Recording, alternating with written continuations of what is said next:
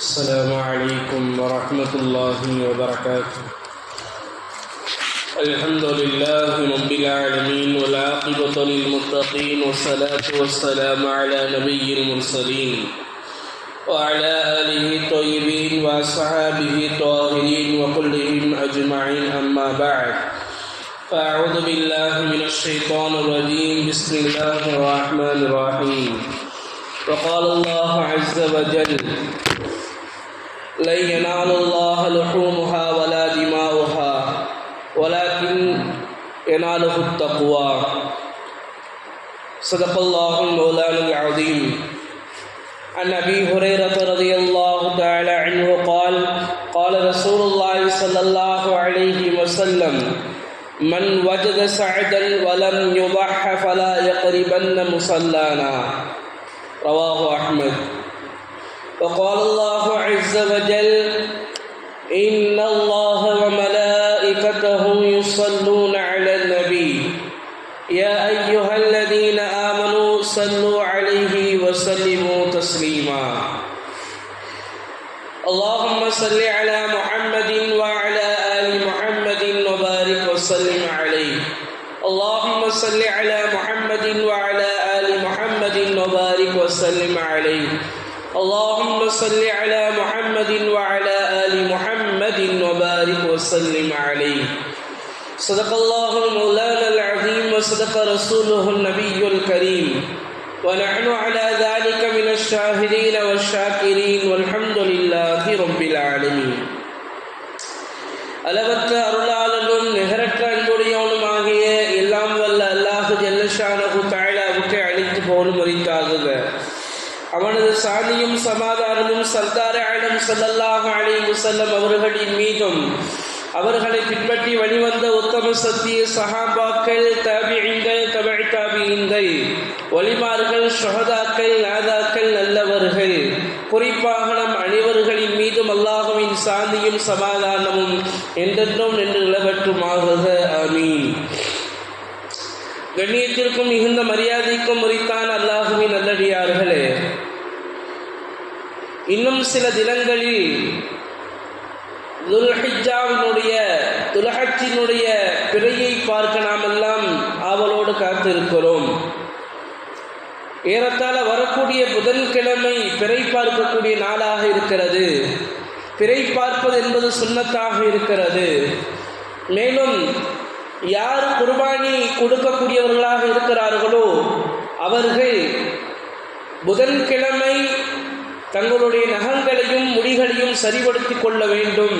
ஏனென்று சொன்னால் நபி ஸல்லல்லாஹு அலைஹி வஸல்லம் அவர்கள் சொன்னார்கள், யார் குர்பானி கொடுக்கக்கூடியவர்களாக இருக்கிறார்களோ அவர்கள் துல்ஹஜ்ஜினுடைய பிறை 1 அவர் எப்பொழுது அவனுடைய குர்பானியை கொடுக்கிறாரோ அது வரைக்கும் உங்களுடைய முடிகளையும் நகங்களையும் எடுக்கக்கூடாது என்பதாக நபி ஸல்லல்லாஹு அலைஹி வஸல்லம் அவர்கள் சொல்லி காட்டினார்கள்.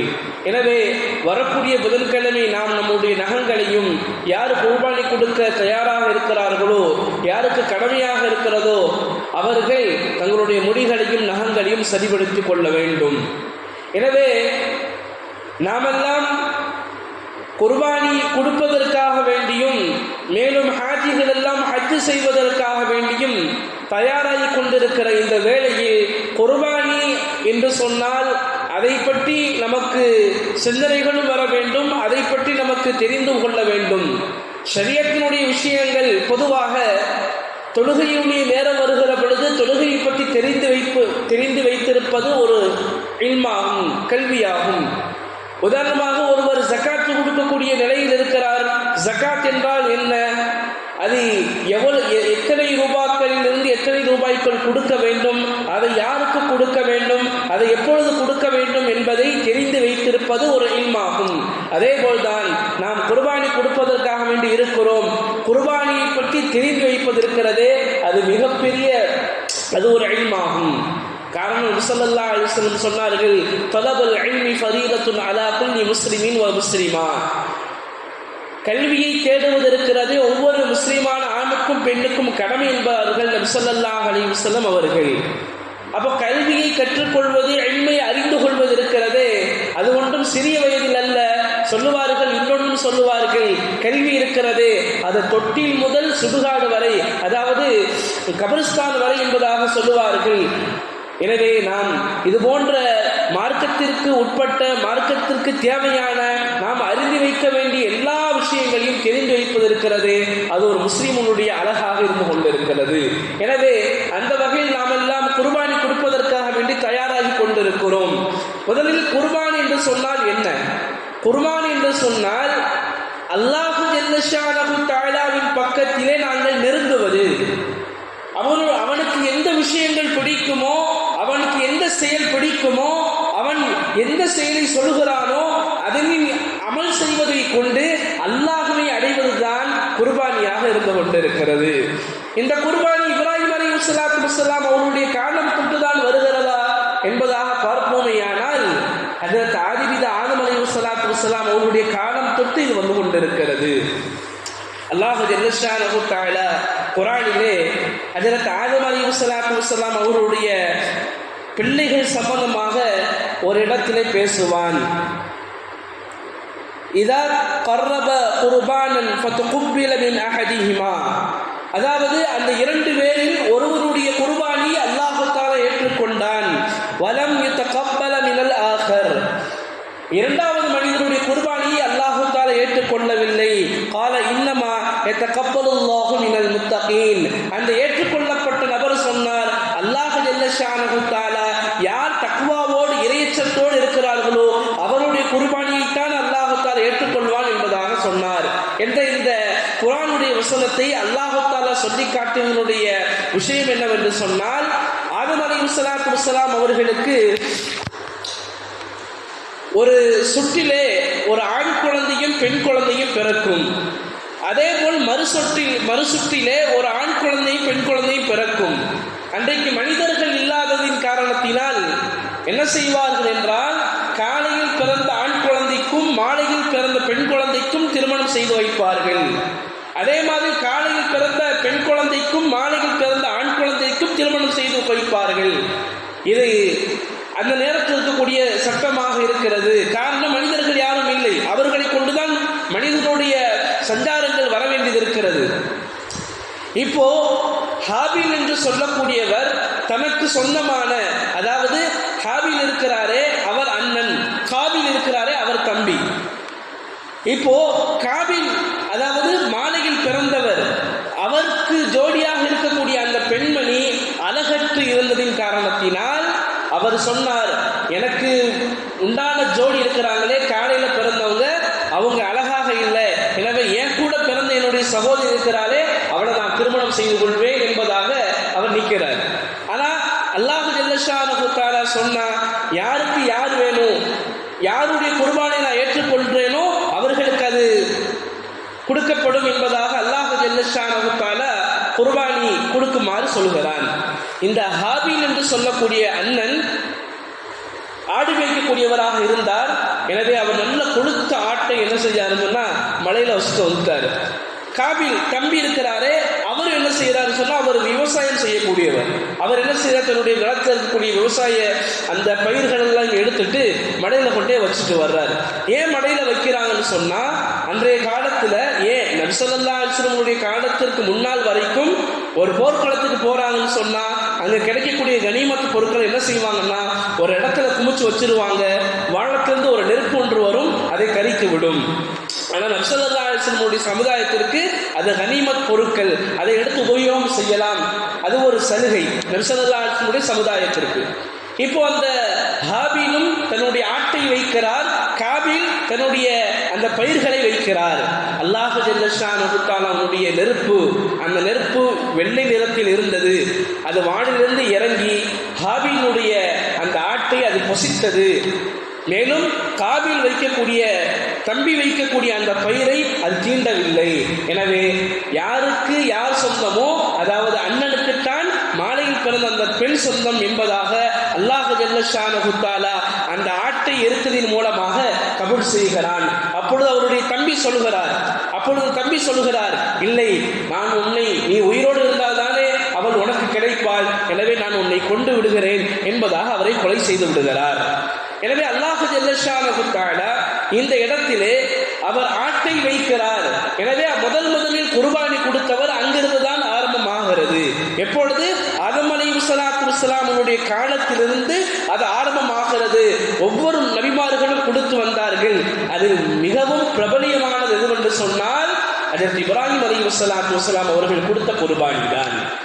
அல்லாஹ் ஜல்லஷானஹு தஆலா குர்ஆனில் சொல்லி காட்டுவான், வஇதிப்தலா இப்ராஹீம் ரப்பஹு பிகலிமாத்தின் ஃபஅத்தம்மஹுன். அல்லாஹ் ஜல்லஷானஹு தஆலா இப்ராஹிம் அலைஹிஸ்ஸலாத்து வஸ்ஸலாம் அவர்களை பல கட்டளைகளை கொண்டு சோதித்தான். அவர் எல்லாத்தையும் பூர்த்தியாக்கி விட்டார். பல கட்டளைகள். முதலாவது கட்டளை, நீங்க ஊரை விட்டு ஒதுங்கி இருக்கணும், மக்களை விட்டு ஒதுங்கி இருக்கணும், அதற்கும் ஒதுங்கி இருந்தாங்க. இரண்டாவது கட்டளை, நீங்க நம்ரூத் என்ற கொடுங்கோல் மன்னனிடத்திலே அல்லாஹ்வை பற்றி நீங்க சொல்லணும், அதையும் செய்தார்கள். மூன்றாவதாக அவர்கள் நெருப்பு குண்டத்திலே தூக்கி எறியப்படுகிற பொழுது அவருடைய மனோநிலைமை எப்படி இருந்தது, அதையும் அல்லாஹ் தஆலா சோதனை செய்கிறார். நாம் எல்லாம் கேள்விப்பட்டிருப்போம். நம்ரூத் என்கிற மன்னன் மிகப்பெரிய நெருப்பு குண்டத்தை உண்டாக்கினார். எந்த அளவுக்கு அதனுடைய தாக்கம் இருக்கும் என்று சொன்னால், வானத்தில் பறக்குகிற பச்சைகள் எல்லாம், அதாவது பறவைகள் எல்லாம் செத்து கருகி போய் கீழே விடும். அப்படிப்பட்ட மிகப்பெரிய நெருப்பு குண்டம். ஏன் இன்னும் சொல்ல போனா எவனும் தள்ளி விடலாம் வரமாட்டான். என்ன செய்வான், ஒரு ஊஞ்சலை கட்டினான், அதில் இப்ராஹிம் அலைஹிஸ்ஸலாத்து வஸ்ஸலாம் அவங்களை உட்கார வச்சு தள்ளி விட்டுருவான், அவன் போய் விழுந்துருவான். இப்படிப்பட்ட ஒரு நிலைமை. இப்ப அல்லாஹ் அவங்களுடைய உள்ளத்தை பார்க்கிறான். அவங்களுக்கு பயம் ஏற்படுகிறதா, என்னுடைய ரப்பை நான் பார்க்கிறானா, அது அல்லாஹ் பார்த்தான். கடைசி வரைக்கும் இதிலே நின்றார்கள். மலக்குமார்கள் எல்லாம் ஒன்றன் பின் ஒன்றாக வந்து கேட்டார்கள், இப்ராஹிம் அலைஹிஸ்ஸலாத்து வஸ்ஸலாம் அவர்களே, நீங்கள் ஏதாவது சொல்லுங்கள், அல்லாஹ் நாங்கள் உங்களுக்கு உதவி செய்கிறோம் என்பதாக சொல்லுகிற பொழுது இப்ராஹிம் அலைஹிஸ்ஸலாத்து வஸ்ஸலாம் அவர்கள் சொன்னார்கள், இல்லை, என்னை படைத்த என்னுடைய ரப்பு என்னை பார்த்து கொண்டிருக்கிறான், அவன் எனக்கு போதுமானவன் என்பதாக கடைசி வரைக்கும், தூக்கி எறியப்படுகிற வரைக்கும், நெருப்பு குண்டத்தை கண்ணால் பார்க்கிற வரைக்கும், அதற்கு கிட்ட போகிற வரைக்கும் இப்ராஹிம் அலைஹிஸ்ஸலாத்து வஸ்ஸலாமுடைய உள்ளம் இருக்கிறது, அல்லாஹ்வை நம்பியே இருந்தது. அல்லாஹ் சொன்னான், நெருப்பை பார்த்தான். நெருப்பை பார்த்து சொன்னால், குல்னா யா நாரு கூனி பர்தன் வ ஸலாமன் அலா இப்ராஹீம். நெருப்பே, இப்ராஹிம் அலைஹிஸ்ஸலாத்து வஸ்ஸலாம் அவர்களுக்கு நீ குளிர்ந்ததாக மாறியது. பொதுவாக நெருப்புக்கு என்ன சக்தின்னு சொன்னா, நெருப்புன்னா அது கரிக்கணும். ஆனால் அல்லாஹ் தஆலா அவருடைய கையில் தான் இருக்கிறது. அது யாரை கரிக்க வேண்டும் என்பதாக அவன் நாடினால் அது கரிக்கும், அவன் நாடவில்லை என்று சொன்னால் அது கரிக்காது.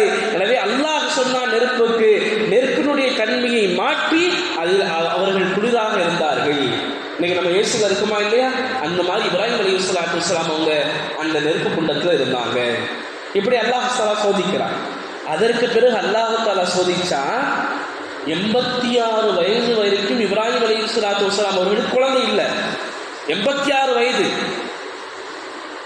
அப்பொழுது இஸ்மாயில் அலைஹிஸ்ஸலாத்து வஸ்ஸலாம் என்ற அந்த பிள்ளையை அல்லாஹ் தஆலா கொடுக்கிறான். நீங்க நினைத்து பாருங்களேன், இன்னைக்கு கல்யாணம் ஆகி 1 வருஷம் 2 வருஷம் 3 வருஷம் 10 வருஷம் எப்படி இருக்கிறாங்க? எங்கேயாவது ஆஸ்பத்திரி போலாமா, எங்கேயாவது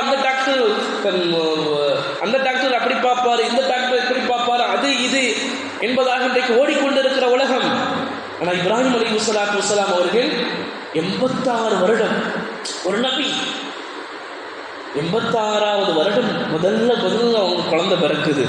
நீண்ட நாளுக்கு பிறகு அவங்களுக்கு எப்படி இருக்கும் ஆசை, எப்படி இருக்கும்? இன்னைக்கு குழந்தைக்கு அழையக்கூடியவங்களுக்கு குழந்தையினுடைய அருமை தெரியுறவங்கள்ட்ட போய் நம்ம கேட்டால் தெரியும்.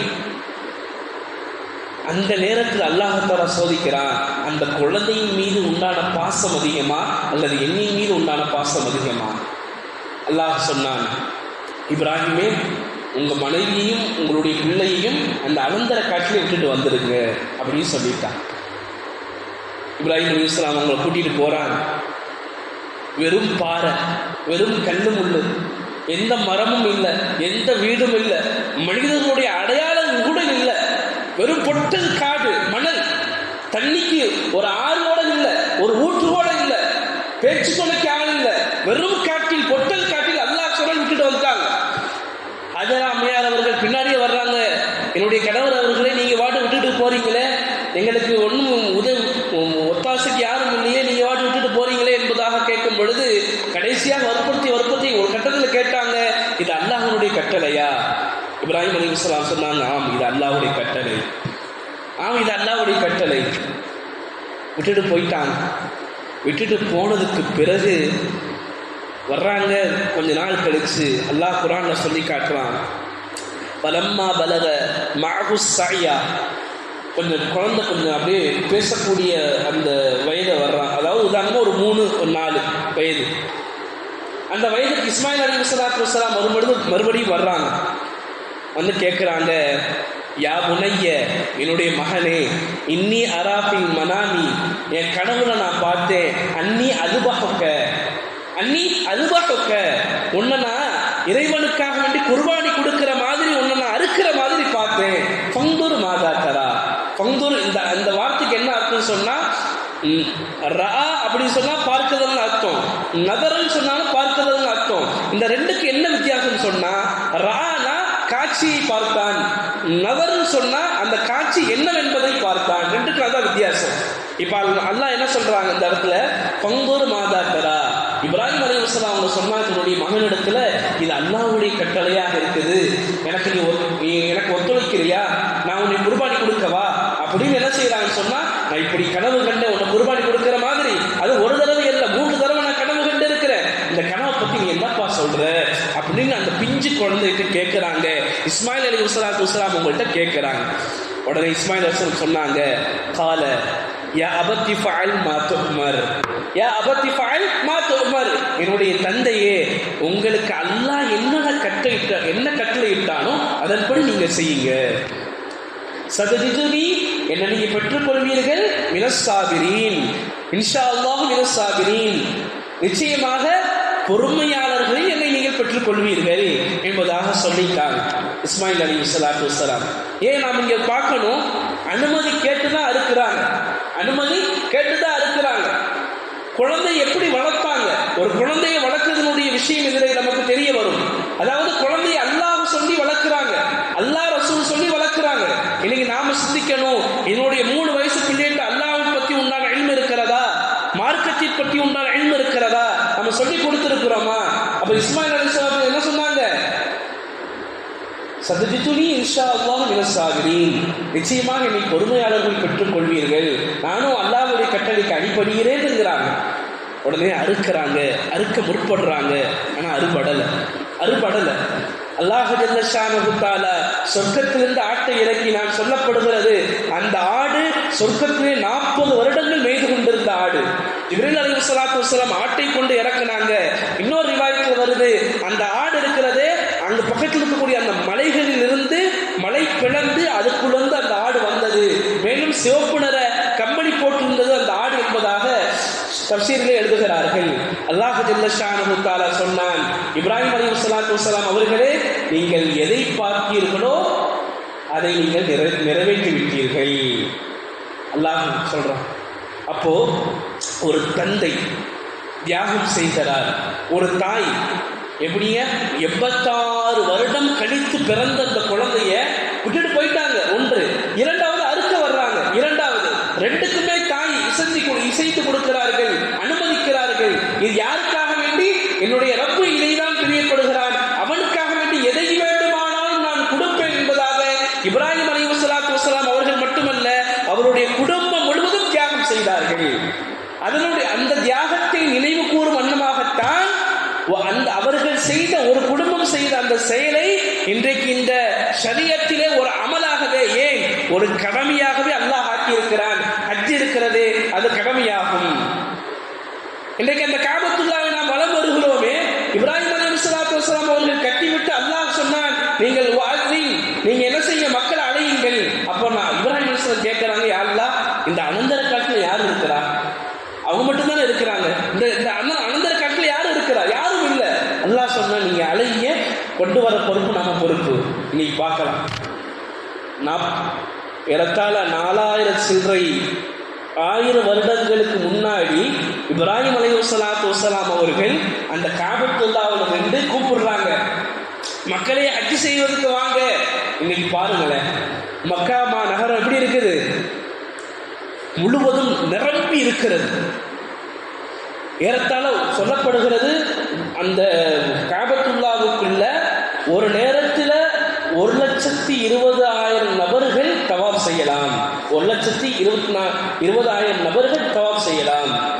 இன்னைக்கு எப்படிங்க ரமலானுடைய நேரத்தில் நாம பார்க்கலாம். ஏன் இன்னைக்கு போயிட்டு வர உம்ராவுக்கு ஹஜ்ஜுக்கு போயிட்டு வரவங்க சொல்றாங்கல்ல இல்லையா, ஹஜ்ஜி என்ன உம்ரா காபத்துல்லாவுக்கு என்னங்க ஹஜ்ஜினுடைய கூட்டம் வருதுங்க. நீங்க பாக்குறோமா இல்லையா? அன்னைக்கு இப்ராஹிம் அலைஹிஸ்ஸலாம் என்ன சொன்னாங்க, யாரெல்லாம் இங்க யாருமே இல்லை, யாரை கூப்பிட? அல்லாஹ் சொன்னா இப்ராஹிமே நீங்க கூப்பிடுங்க, கொண்டு வர பொறுப்பு நம்ம பொறுப்பு. இப்ப இன்னைக்கு பார்க்கலாம் நாம.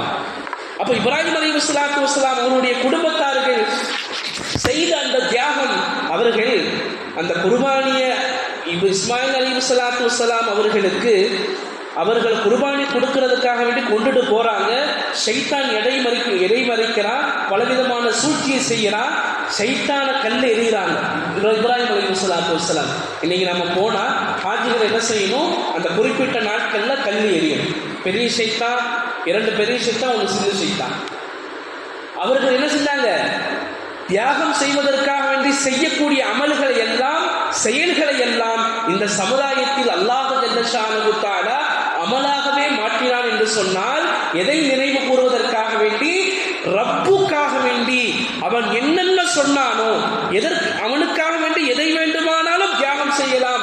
அப்படி ஒரு மனிதர் தியாகம் செய்வாரையானால், இல்லை ஒரு மனிதர் மட்டுமல்ல, ஒரு குடும்பம் முழுவதும் அல்லாஹ்வுக்காக வேண்டி தியாகம் செய்தால் அதை அல்லாஹ் தஆலா கடைசி வரைக்கும் அவர்களை உயர்த்துவான். நீ பார்க்கிறோமா இல்லையா? இப்ராஹிம் அலைஹிஸ்ஸலாத்து வஸ்ஸலாம் எத்தனை ஆண்டுகள்? 4000 ஆண்டுகள், 5000 ஆண்டுகள். அவங்க வாழ்ந்த 5000 ஆண்டுகள் ஆயிடுச்சு. நீ நம்ம பேசிக்கிட்டு இருக்கோமா இல்லையா? ஒரு 150 வருஷத்துக்கு முன்னாடி இருந்தவங்க, ஏன் ஒரு 500 வருஷத்துக்கு முன்னாடி இருந்தவங்க நமக்கு தெரியுமா? ஏதோ சில நபர்கள் தெரியும்.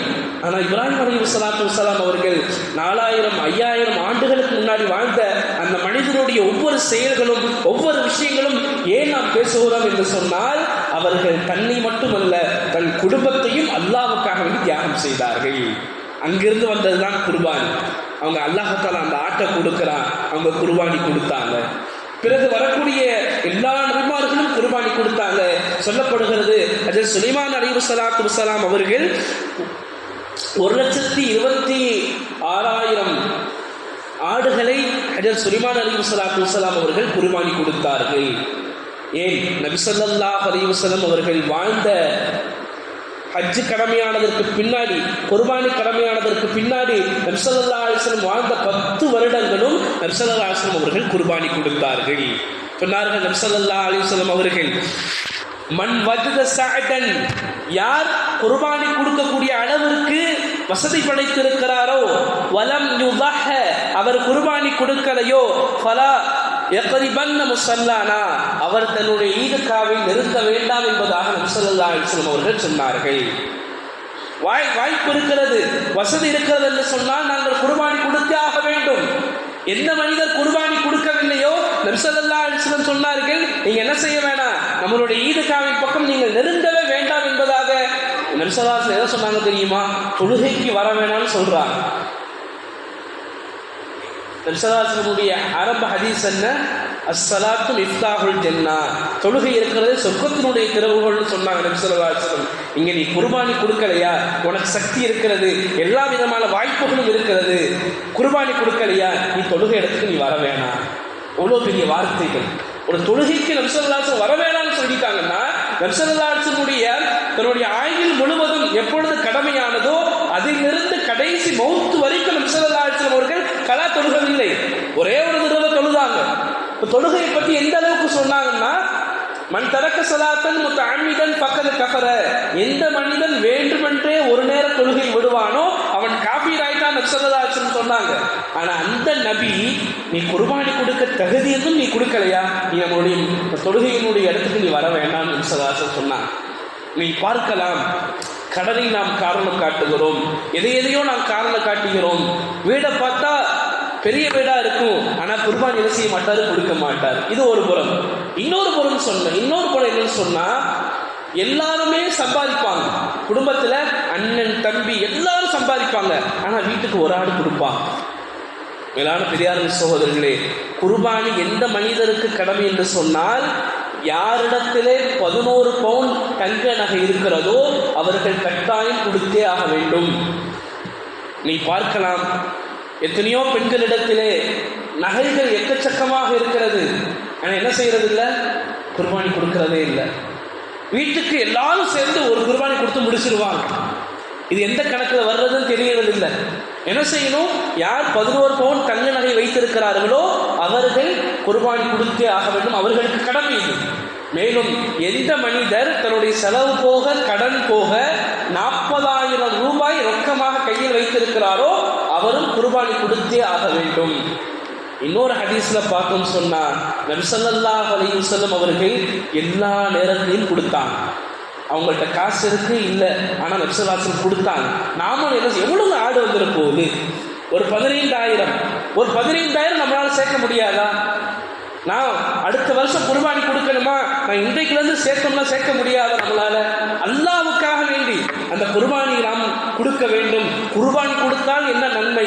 நபி ஸல்லல்லாஹு அலைஹி வஸல்லம் சஹாபாக்கள் கேட்பார்கள், யா ரசூலல்லாஹ் உல்ஹியானா என்ன, குர்பானி கொடுக்கிறதுனா என்ன? நபி ஸல்லல்லாஹு அலைஹி வஸல்லம் சொன்னாங்க, உங்களுடைய தந்தை இப்ராஹிம் அலைஹிஸ்ஸலாத்து வஸலாம் அவருடைய சுன்னத்தாக இது இருக்கிறது என்பதாக சொன்னார்கள். கேட்டாங்க சஹாபாக்கள், சுன்னத்தில் சரிதான் யா ரசூலல்லாஹ், என்ன நன்மை கிடைக்கும்? நபி ஸல்லல்லாஹு அலைஹி வஸல்லம் சொன்னாங்க, நீங்க அறுக்கக்கூடிய ஆட்டினுடைய ஒவ்வொரு ரோமத்திற்கும் ஒவ்வொரு முடிக்கும் ஒவ்வொரு நன்மை. எவ்வளவு பெரிய நன்மை, எவ்வளவு பெரிய நன்மை. அப்ப நம்ம 2 ஆடு கொடுத்தா 3 ஆடு கொடுத்தா, இன்னும் சொன்னார்கள் நபி ஸல்லல்லாஹு அலைஹி வஸல்லம் அவர்கள், எந்த மனிதன் குர்பானி கொடுப்பானோ அது அவனுடைய மீசான் என்னும் தராசுக்கு வரும். எந்த மனிதன் குர்பானி கொடுப்பானோ ஸிராத்துல் முஸ்தகீம் பாலத்தை மின்னல் வேகத்தில் கடப்பதற்கு அதுதான் வாகனம். இப்போ நாம் குர்பானி கொடுக்குறோமே, யாருக்கு கொடுக்குறோம்? ஒரு பக்கம் பார்த்தா அல்லாஹ்வுக்கு கொடுக்குறோம், ஆனால் இன்னொரு பக்கம் பார்த்தா நமக்கு தான் கொடுக்குறோம். ஒரு அல்லாஹ் தஆலா குர்ஆன் இந்த ஆயத்தை இறக்குவான், லை யனாலுல்லாஹ துஹூமுஹா வலா திமாஉஹா. அதாவது இந்த ஆயத்து எப்போ இறங்குதுன்னு சொன்னால், அதாவது நீங்கள் குடிக்கக்கூடிய அந்த ஆட்டினுடைய மாட்டினுடைய ஒட்டகத்தினுடைய இறைச்சி இருக்கிறது, இறைச்சியும் இரத்தமும் அல்லாஹ்வை சென்றடைவதில்லை, மாறாக உங்களுடைய தக்வா தான் அல்லாஹ்வை சென்றடைகிறது என்பதாக அல்லாஹ் தஆலா குர்ஆனில் ஆயத்தை இறக்கியிருப்பான். இந்த ஆயத்து ஏன் சொல்லப்பட்டதுன்னு சொன்னால், மக்காவில் காபத்துல்லாவில் குர்பானி அறுத்து அதிலிருந்து வரக்கூடிய அந்த இரத்தங்களை என்ன செய்வாங்கன்னா காபத்துல்லாவில் தொழிக்கக்கூடிய வளம் இருந்துச்சு. இப்போ நபி ஸல்லல்லாஹு அலைஹி வஸல்லம் அவங்களும் சொன்னாங்க, இதை குஃபார்களை விட நாம தான் செய்யறதுக்கு அதிகமான தகுதி உடையவர்களாக இருக்கிறோம் என்பதாக சொல்லும் பொழுது அல்லாஹ் இந்த ஆயத்தை இறக்கிறான், நீங்க கொடுக்கக்கூடிய ரத்தமோ நீங்க கொடுக்கக்கூடிய கறியோ என்னை அடைவதில்லை. நம்ம பார்க்கிறோமா இல்லையா, மாட்டு மதத்தார்கள் அவருடைய கடவுளை வணங்குவதற்காக என்ன செய்வாங்க, படைப்பாங்க. வடைகள் சுட்டு காய்கறிகளாக இருக்கட்டும் சமைச்சு என்ன செய்வான், படைப்பாங்க. அந்த மாதிரிலாம் அல்ல, மாறாக உங்களுடைய உள்ளத்துல எந்த அளவுக்கு தக்குவா இருக்கிறதோ இறையச்சம் இருக்கிறதோ அதுதான் ரப்புவை அடையும் என்பதாக அல்லாஹ் ஜல்ல ஷானஹு தஆலா சொன்னான். அப்போ இன்னொரு ஹதீஸில் வருகிறது, நீங்க குர்பானி பிராணியை அறுக்கிற பொழுது அதனுடைய அந்த இரத்தம் பூமியை அடைவதற்குள்ளார அல்லாஹ்விடத்தில் உங்களுடைய நன்மை அடைந்து விடுகிறது. இன்னொரு ஹதீஸில் உங்களுடைய பாவங்கள் மன்னிக்கப்படுகிறது. எனவே நாங்கள் குர்பானி கொடுக்க வேண்டும் என்கிற எண்ணம் வரணும், ஆசை வரணும். சொன்னாங்க நபி ஸல்லல்லாஹு அலைஹி வஸல்லம் அவர்கள், எந்த மனிதர் அதாவது குர்பானி கொடுக்கக்கூடிய அந்த 10, 11, 12 அந்த 3 நாட்களில் உலகத்திலேயே சிறந்த அமல் எதுன்னு சொன்னால் குர்பானி கொடுக்குற அமல் தான். உலகத்திலே சிறந்த அமல் அதுதான். இப்போ எப்போ நம்ம அல்லாஹ்வுக்காக வேண்டி குர்பானி கொடுப்போமோ அல்லாஹ் தஆலா மீண்டும் மீண்டும் கொடுக்கக்கூடிய பாக்கியத்தை அல்லாஹ் கொடுக்குறான். மேலும் குர்பானி பிராணி எப்படி இருக்கணும், குறையில்லாமல் இருக்கணும், எந்த விதமான உறுப்புகளும் என்ன செஞ்சிருக்கக்கூடாது, காயப்பட்டிருக்க கூடாது. அதே மாதிரி கொம்பு உடைந்த ஆடுகள் அந்த ஆடை நம்ம கொடுக்கக்கூடாது. மேலும் நொண்டியான ஆடுகள், குருடான ஆடு. இப்போ குருடான ஆடை எப்படி பார்த்து கண்டுபிடிக்கிறது அப்படின்னு சொன்னால், அந்த ஆட்டுக்கு முன்னாடி என்ன செய்யணும்னா ஒரு கொலையை எடுத்துக்கிட்டு அந்த ஆட்டிலேருந்து அதுக்கு முன்னாடி காட்டிக்கிட்டே வரணும். காட்டிகிட்டே வந்தோம்னு சொன்னால் அந்த ஆட்டுக்கு எவ்வளோ பார்வை இருக்குன்னு நமக்கு தெரிஞ்சிடும். ஏன் இறையை பார்த்து என்ன செய்யும், பொதுவாக ஆடு முன்னோக்கி வந்துக்கிட்டே இருக்கும். இப்போ நம்ம தூரமாக வரும்பொழுது அந்த ஆடு வரலன்னு சொன்னால் அந்த ஆடு குருடான ஆடு என்பதாக நாம் பார்த்து கொள்ளலாம். வயது எத்தனைன்னு சொன்னால், ஒட்டகமாக இருந்தால் 5 வயது, மாடாக இருந்தால் 2 வயது, ஆடாக இருந்தால் 1 வயது, அதாவது வெள்ளாடு. செம்மறி ஆடாக இருந்து சொன்னால் அது 6 மாதங்கள் பூர்த்தியாகியே இருக்க வேண்டும். அதாவது பல்ல பார்த்து கண்டுபிடிப்பாங்க, பல்ல பார்த்து நம்ம கண்டுபிடிக்கணும் ஒன்று. அதே மாதிரி காது அறுபட்ட ஆடுகள், குறையுள்ள ஆடுகள் அதை நாம் கொடுக்கக்கூடாது. மாறாக நாம் யாருக்காக வேண்டி கொடுக்கணும்னு சொன்னால் அல்லாஹ்வுக்காக வேண்டி நாம் கொடுக்கணும். கொடுக்கும் பொழுது எப்படிப்பட்ட ஹதீஸ் ஹதீஸில் வருகிறது, உமர் ரலியல்லாஹு தஆலா அன்ஹு அவர்கள் 300 தீனாரை கொடுத்து ஆட்டை வாங்கினார்கள். அது அப்படியே பெரிய மாடு மாதிரி இருக்குமா. எதற்காக வேண்டி நாம கொடுக்கக்கூடிய ஆடு இருக்கிறதே அது அல்லாஹ்விடத்துல கபூல் ஆகணும். அதே மாதிரி ஸிராத்து முஸ்தகீம் பாலத்தை மின்னல் வேகத்தை கடக்க வைக்கிற அளவுக்கு நமக்கு கொடுக்கணும்னு சொன்னா நல்ல தடகாத்திரமான நல்ல விலை உயர்ந்த ஆடை நாம கொடுக்கணும். மேலும் என்ன செய்யக்கூடாது, ஆட்டுக்காரங்கள்ட்ட போய் ரொம்ப நம்ம பேரம் பேசக்கூடாது. ஓரளவு இந்த ஆடு இவ்வளவுக்கு வாங்கலாம், அதை நாம வாங்கி என்ன செய்யணும், கொடுக்கறது யாருக்காக வேண்டி, அல்லாஹ்வுக்காக வேண்டி கொடுக்கணும். நாம் என்ன செய்யணும், நல்ல தடகாத்திரமா எந்த ஊனமும் இல்லாம எந்த விதமான அதே மாதிரி ரொம்ப சூம்பி போன ஆடு அந்த ஆடுகளை நம்ம கொடுக்கக்கூடாது. அதே மாதிரி நாம் அந்த ஆடுகளை கண்ணியமாக பார்க்கணும். உதாரணமாக நம்ம அடுத்த வாரம் கொடுக்குறோம்னு சொன்னால் இந்த வாரமே நம்ம வீட்டில் கட்டி போடணும், அதற்கு தீனி கொடுக்கணும், அதுக்கு அன்பாக பண்பாக பாசமாக பழகணும். எப்படி வரணும்னு சொன்னால், எப்படி இப்ராஹிம் அலைஹிஸ்ஸலாத்து வஸ்ஸலாம் அவர்கள் இஸ்மாயில் நபியை அறுக்கிற பொழுது அவருடைய உள்ளம் எப்படி இருக்கும், 86 வருடம் ஈண்டெடுத்து பெற்ற பிள்ளை, அதுவும் சின்ன பிள்ளை, அறுக்க யாருக்காவது மனசு வருமா? ஆனால் என்ன சொன்னாங்க, அல்லாஹ்வுக்காக வேண்டி அறுக்க துணிஞ்சாங்க. அந்த தன்மை வரணும்னு சொன்னால் அந்த ஆட்டோட, எந்த ஆட்டோ நம்ம குர்பானி கொடுக்குறோமோ அந்த ஆட்டோட நல்லா பழகணும். எப்படி பழகணும்னு சொன்னால், இந்த ஆடை அறுத்துடலாமா விட்டுடலாமா அப்படிங்கிற அந்த தன்மைக்கு நாம் போகணும். அப்போதான் இப்ராஹிம் அலைஹிஸ்ஸலாத்து வஸ்ஸலாம் அவர்கள் என்ன தன்மையில் கொடுத்தாங்களோ, என்ன உணர்வில் கொடுத்தாங்களோ அந்த உணர்வு நமக்கு வரும். எனவே என்ன செய்யணும், நாங்களே தீனி போடணும், நல்லா கவனிக்கணும், நல்லா தண்ணி வைக்கணும், நல்ல இலைத்தலைகள் அதுக்கு போடணும், அதை நல்லா கண்ணியமாக பார்க்கணும். அப்படி பார்த்து நாம கொடுத்தோம்னு சொன்னா இன்ஷா அல்லாஹ் ஜல்ல ஷானஹு தஆலா இப்ராஹிம் நபியை எப்படி கபூல் செஞ்சானோ அதே மாதிரி நம்முடைய குர்பானிகள் அல்லாஹ் கபூல் செய்வான். எனவே அல்லாஹ் ஜல்ல ஷானஹு தஆலா குர்பானி கொடுக்கக்கூடிய பாக்கியத்தை தருவானாக, அதிகமாக குர்பானி கொடுக்கக்கூடிய பாக்கியத்தை தருவானாக. மேலும் ஹஜ் உம்ராக்கள் செய்யக்கூடிய பாக்கியத்தை அல்லாஹ் ஜல்ல ஷானஹு தஆலா நம் அனைவர்களுக்கும் மீண்டும் மீண்டும் தந்தல் புரிவானாக. ஆமீன்.